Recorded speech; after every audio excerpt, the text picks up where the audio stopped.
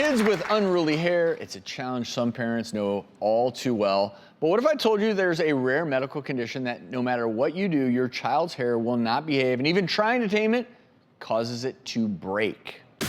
My daughter, Taylor, had UHS, Uncombable hair syndrome.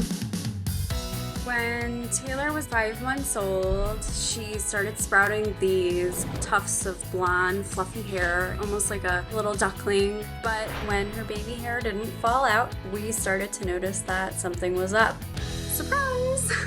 We found out my husband and I were both carriers of a mutated gene called PADI3.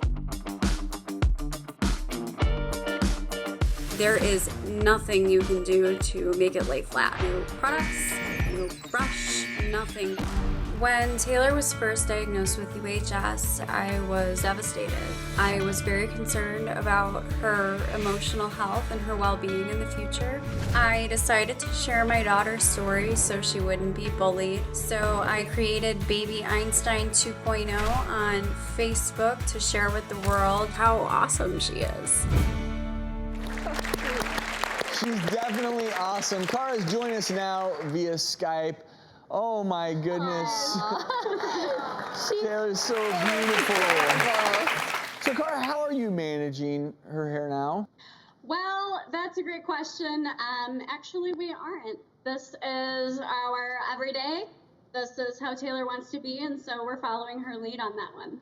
Aw. Well, I think that's so fantastic that you actually really posted this Facebook page to raise awareness and is more of an anti-bullying sentiment because, as you pointed out, uncombable hair syndrome really is a genetic issue with the structure of the hair shaft. So I know that Taylor has had testing, and this is a very specific diagnosis. So when you look at these hair follicles under a microscope, the hair shaft itself is either triangular or kidney-shaped. It's actually a structural change, and that's why no matter what you do, the hair doesn't lie flat.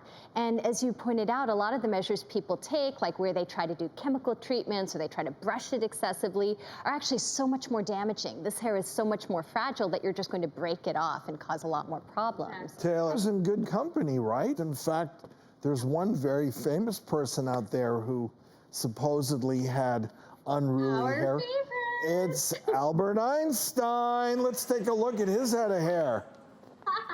There. So I will say that this is rumored. It's not a confirmed diagnosis that Einstein had this. And in fact, exactly like Taylor, usually this is an issue we see much more in really small children. So it's usually diagnosed between 3 and 12 months. Interestingly, many of kids who have this actually get much better at puberty. So we don't know if there's an interplay of the hormones with the structure of the hair follicle that actually tends to make it better.